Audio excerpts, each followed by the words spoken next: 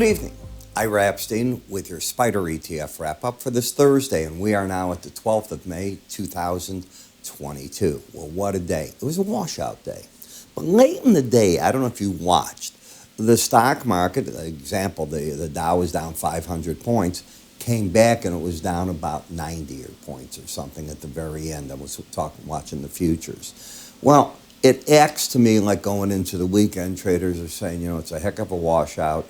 The bears are the buyers, not the bulls here.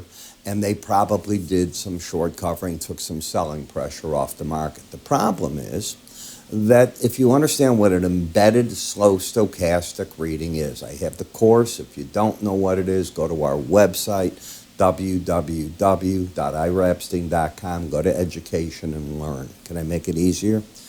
It's embedded, which means rallies are selling programs. It's that simple. When the reading is lost, you don't want to be short anymore. When it takes place like this, you lock in. It's called lock and load. You want to be hitting it. So I think you're going to have consolidation with the downside bias possibility. That's what I'm looking at now. On the energy market, Hungary doesn't want to go along with the European Union on a full ban of Russian oil. So without them, it can't happen. It takes all 27 members. And by the way, today, Finland, they're applying right away to be a NATO member. By Sunday, we expect to see Sweden go the same route. Now, Russia has its hands full, and it said already it's going to retaliate. That's an 800-mile border, and what will they do?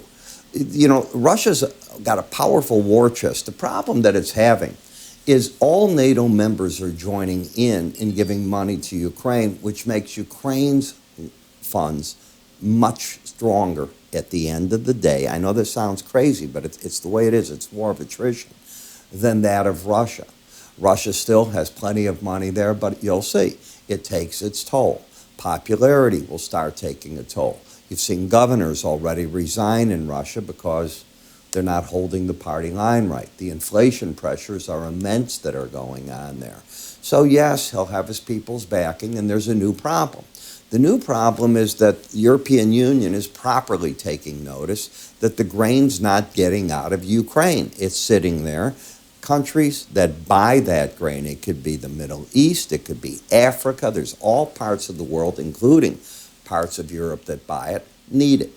If it's a blockade that's stopping it, somebody's going to say somewhere along the line, Russia, lift that blockade. We need that grain to get out to people. And if Russia holds that they're not doing it, it's part of their war effort, there's going to be a confrontation. It's going to happen sooner rather than later. Mark my words. I don't know if you watched wheat prices today at the Board of Trade take off. They zoomed rather dramatically to the upside because the market's now pricing in as the world reports came out on supply demand, just the impact of not getting that grain on the marketplace. Anything that goes wrong anywhere else with wheat is so serious. Just keep that in the back of your mind. Weren't we talking Rivian yesterday? And I said as the market was coming down, I think I figured out why this didn't work a couple of times. But as it was coming down, I said, I wonder if you're just going to have people that say, that's such a big break. Just like, and I know I've done this in the past. I once watched Caterpillar, GM, other companies, and I said, they're too big to go broke. Close your eyes, don't be a chartist, throw X amount of dollars at it, and forget you own it. I think that's happening in Rivian right now. That doesn't mean it's a good move to make. A lot of these go bust. But that's what I think is hitting Rivian right now. They said they lost more money this quarter than they thought they were going to, but they're on line to hit their targets of manufactured cars, 25,000. Well, if they can do that, they're a going concern. Yes, there'll be a lot of money put in, but look who's behind them. They may not want to stay with it because their economics are hurt, but if they can deliver the products that an Amazon needs, I don't know. I've got my ideas. So you hit the Bollinger Band and you're bouncing away. Okay, where's the resistance? Well, you were just at the 20 level. It's up at 30.48. You're up, as you can see. I want you to look at this. Today, you're up 18% almost. Got to be one of the stellar gainers of the day. I'm only mentioning it because I threw it out there yesterday. I'm a chartist. That is not what I do as a chartist, But when you have money that you say, hey, I believe in that company, who knows? Now, if you lose the embedded reading, you're at 20.43. Any reading over 21, the odds are exceptionally strong. Then the price and wherever that 18-day average is, they're going to come together. So I'm watching that. AMC, maybe this is where the market's making it stand. The big outside day up. I am wrong in that statement. If tomorrow, Friday, or Monday, you take out the lows of today at 970. I don't know how low this market wants to go. It's $9. You cannot deny how bearish I was up here. You can't deny how bearish I was back there. I'm now telling you, and I said it before, and this fell a bit more than I thought. You've got some good movies coming up. You got the spring, late spring, summertime coming. These chains are going to hopefully do well. There's some good movies out there. You could get a bounce at any time. The resistance all the way back up at the 1497. It's hard to believe I'm saying 1497 when I was just telling you 28 was way too high. Apple, wow. What's happened is the truth. And the truth is China's a liar. And they keep telling you the factories are open, we're going to get everything going for Apple, and Apple's telling you, no, they're not. Our products aren't there. We're delayed so much we don't have the products right now. Not that people don't want what Apple has, but you could have the greatest product in the world if they can't get it to you, what's it worth? That's your dilemma. And the market is feeling it, plus the whole melees of the market. So you've been in a bear move. It accelerated today, took traders out as it crossed to 138. I'm going to get calls from people, where do I think the bottom is? Well, if you're with me in my subscriber mode, in other words, a paid subscriber, I cover this on the weekly charts. That's where you're going to want to get your story from. Disney today, this is an area the pros came out of shorts. Ta-da, you're going to say, what? You've been embedded. The target's been the lower Bollinger Band is one of the numbers. You hit it. That's where the shorts, minimum, the way I teach trading, 50% had to be covered there. XLF, market's still bearish. It's trying to develop an embedded reading. So let me show you. Right here, you see how both numbers are making their run at 20? They're both not under 20. Under 20. Under 20 and under 20. Isn't it nice I got this working? With that, that tells me the first hard rally in the market's a likely sell. The shorts will run if the red line closes over 21. I don't care the day that it does it. That's what I believe.